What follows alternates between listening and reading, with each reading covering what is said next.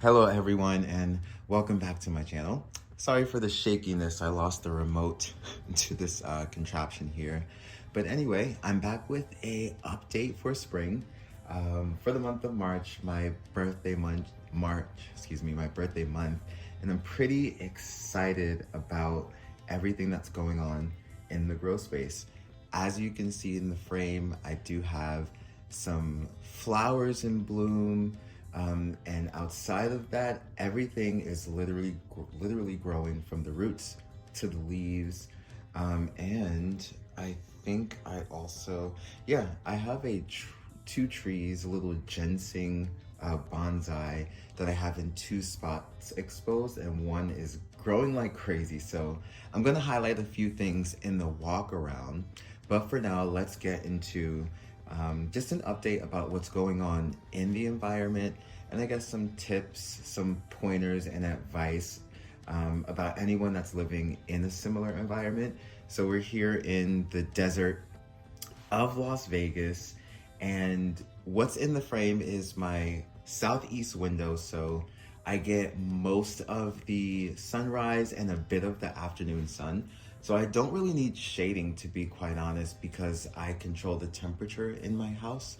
So my blinds are sufficient enough to direct the light.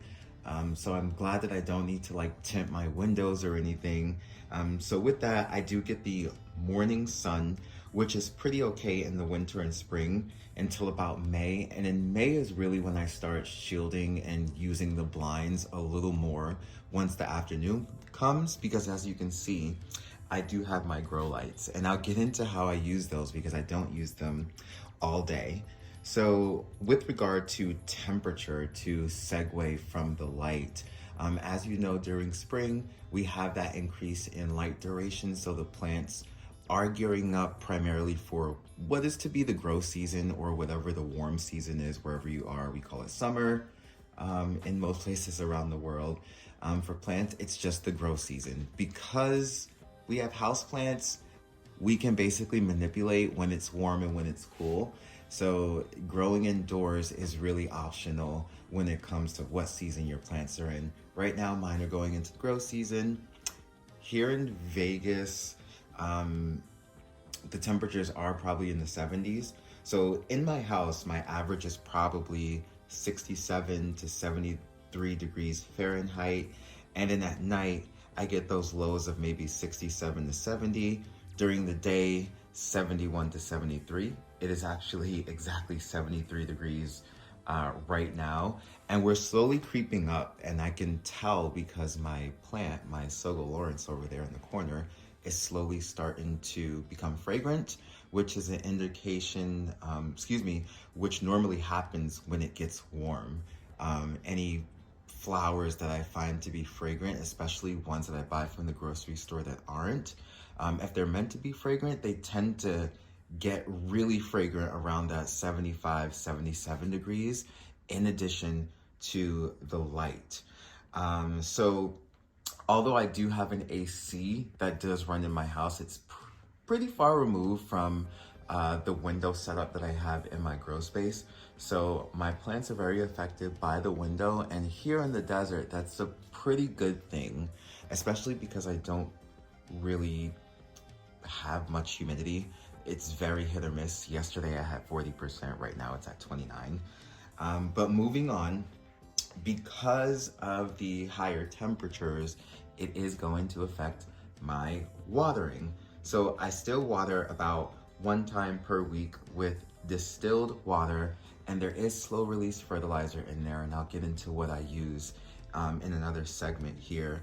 And basically, I don't really fall from that time schedule. Ooh, hit the tripod there, sorry.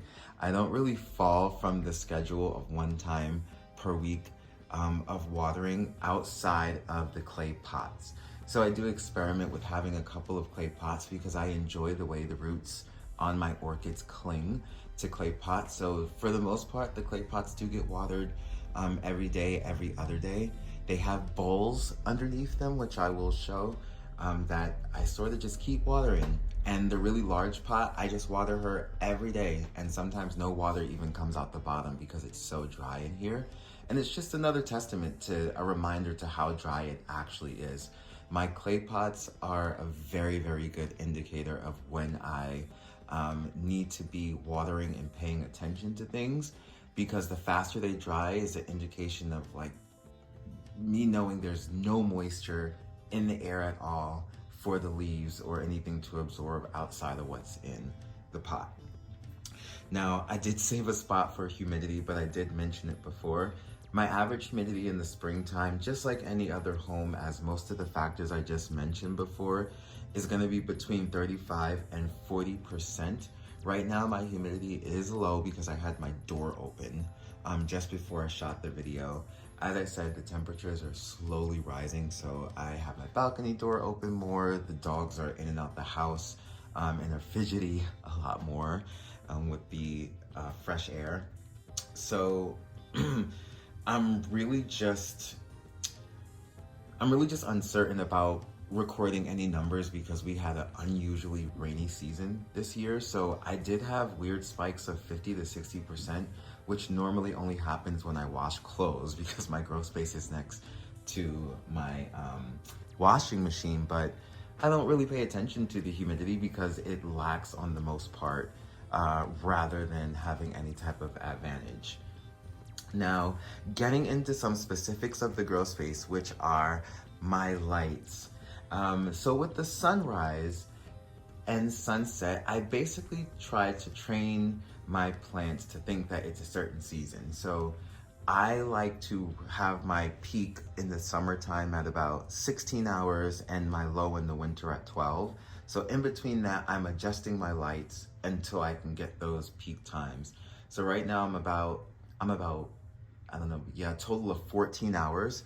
So sunrise is about 6:50 maybe, and my plants start getting sunlight around 7. So the lights come on around 1, but they stay on till 9, and they give the plants a full 14 hours of light duration, which is the reason I think I have pretty good blooming sequence. My Paphiopedilums, this one right here, this white one, is the second Paphiopedilum that double bloomed in this environment. So I do think they like the combination of the morning light with the full duration of light being at the 12 and then 13 and then 14 hours. Again, by the summertime, by July, I do have a full 16-hour rotation of my lights going on. So again, I don't run them all day because I do have the advantage of a good southeast window. It's more like an easterly south window. But again, I do have good light there. So the grow lights come on midway through the day. They stay on past sunset because here in the Northern Hemisphere, we don't get 14 hours of sunlight this early in the season. But because I have these high temperatures in the desert, I do get away with starting these things a bit early. So I do recommend, if you like blooms, to start studying your light. It seems to me that they love light. I have an orchid over there, my Sogo Lawrence, that I'll get into in a minute, that did double bloom. And again, the path in front of us does have 2 blooms on 1 spike, which is pretty cool. So in tandem with the light, we have temperature. So I do think that a natural temperature swing that reflects the season is positive for all the mechanics of the plant. A lot of people do feel that, or I should say a lot of people do know for a fact that some orchids and plants are affected by a drop in temperature at night. But just like us, where it says that humans do enjoy sleeping in cooler conditions, I do think that all plants just like a drop of temperature when there's no sunlight. For some reason, I see a progress in my collection now that it's near a window as opposed to when I was in my other apartment. Although I did have great growing results, I think the plants just naturally enjoy the sunlight. I really do think they enjoy that morning sunlight, and then they have these supplemental grow lights that help them for the rest of the time. And on top of that, being near the window, gives them a nice temperature rise during the day, and then we have I don't want to say a big drop at night, but with the help of my central cooling, I do have a drop at night every night, regardless of how hot it is outside, because we're running that AC. But I will say, if you're someone that is concerned about humidity, running your AC unit does drastically drain the humidity in your living space. So just be careful about that. Artificial air in general, whether it be hot or cold, does take the humidity out of a space, which is why you're prone to things like ashiness and even nosebleeds if you run those things too much. Lastly, I wanted to mention, not lastly, but before we go on the walk around, I just wanted to mention that I am still using the Osmocote fertilizer. I was using the Repot Me, but the shipping charge, now that I live all the way in Vegas, is a lot. So I'll probably just reserve that for sales and that birthday discount that they give me. But again, I did used to use the Repot Me fertilizer, the MSU mix, but now I just use the all-purpose Osmocote, and it seems to be working just fine. And yeah, let me pause the video for a sec so we can do a nice walk around of the Growspace. All right, so starting at the top here, I do have 2 houseplants. I forget what this is called, but it's like a velvet leaf philodendron. And then I have the philodendron Brazil on top of my other grow light. And they basically crown, I love airplanes too, that's why that's up there. They basically crown the Growspace there. So there's I believe this is a ficus rubber tree. And it used to be directly in the window, but I did some rearranging because there were things peeking out of the blinds. Avocado tree. And I did say I was gonna show Sogo Lawrence. So my Sogo Lawrence is, well, he's been in my collection for I think almost 3 or 4 years now. So he's an OG and he's pretty big just in general, and did give me 2 spikes this year. I do have a blooming video where I highlight everything in bloom. This is my Bronze Maiden. So it's a primary cross. It's a Schilleriana cross with I think like Manii Black specifically. So the flowers are very nice. And I did suffer from spider mite damage. So I don't know if you can see the underside of the leaves, but that's a sign of spider mite damage on the underside of the leaves here. I don't want to do too much touching because I don't know if they're still here. And I try not to touch it with other plants, but everything is so big, it's really hard not to. There's Foul Ruby. So that was my gift from my partner back in 2020 during COVID for my anniversary, and she's still doing well. She used to be in the north window where my sofa is, but now she's here because I wanted to give her light and strength to bloom for this upcoming season. These standard big phals and the little ones too, most of them do bloom with the temperature drops during the fall season. I'm not sure if the lighting affects them too much, but again, I do stick to my lighting schedule. Maybe I'll do a video specifically about the lighting. There's a standard phal in bloom and a couple of houseplants down here. I call this my dreadhead. It's such a cool succulent. I don't know what it is, but I got it from a nursery here. Then a little palm. Let's see. There's a starfish succulent there. My Oncidium orchid.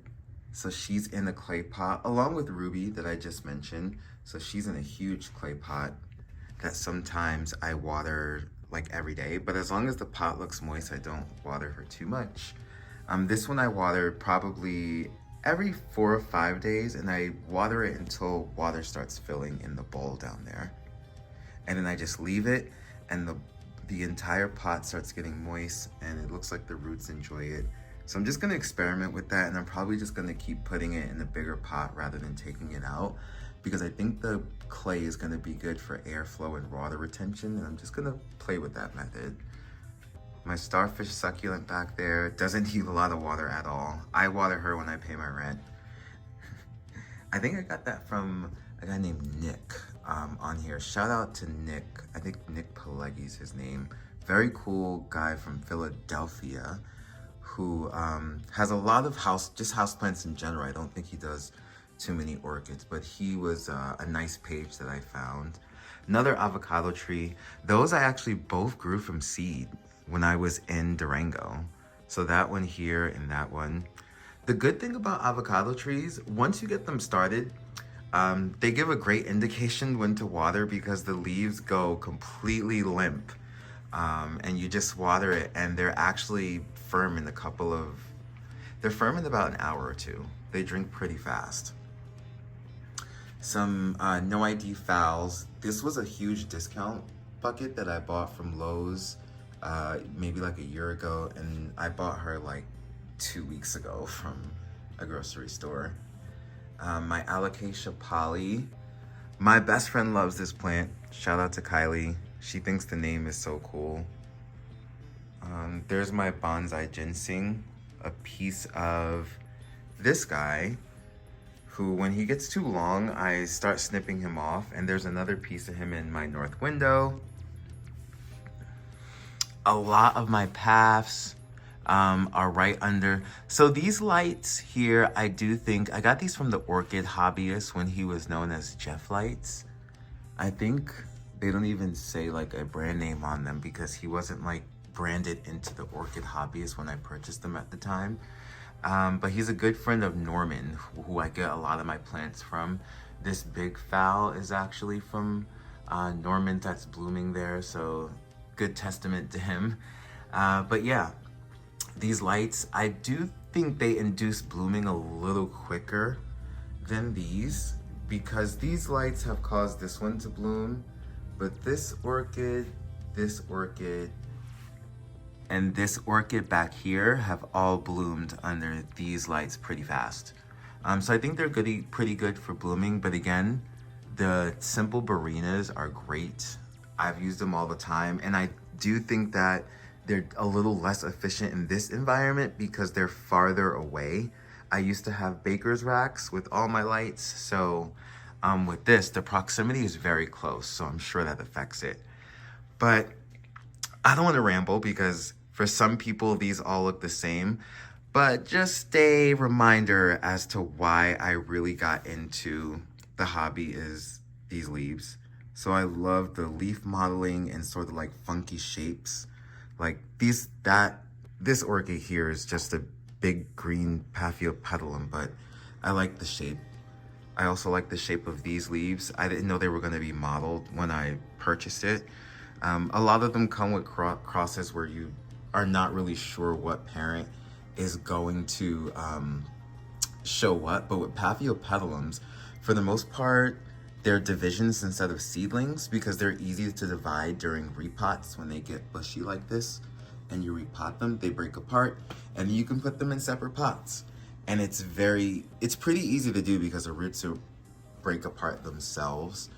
But yeah, there is my collection, and let's just walk over to my northern window. See some calathea, more houseplants with just markings on the leaves that I love. I love anything with leaf markings. Let's go see my northern window. All right, so to conclude, I do have a couple of plants here, a big plumeria tree, and just a lot of viney things that are okay with a little bit of light from a northern window. So this, I don't have any grow lights over here. It's just a northern window. As you can see, I even had a ZZ plant that struggled this winter. I thought I could get away with watering like once a month, but it turns out that the roots in there were too packed. So I had to actually repot it into something that was actually slightly retentive.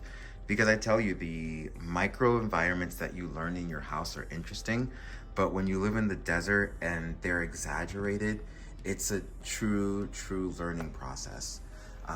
So one thing that I did want to show were the roots on what I believe to be a monstera, but this is the result of good watering with the moss, like this is not extremely heavy, but most of the weight is actually the roots in that pot, and I haven't seen that much root growth since I've been in this desert for 2 years, until I started stuffing my pots with sphagnum moss.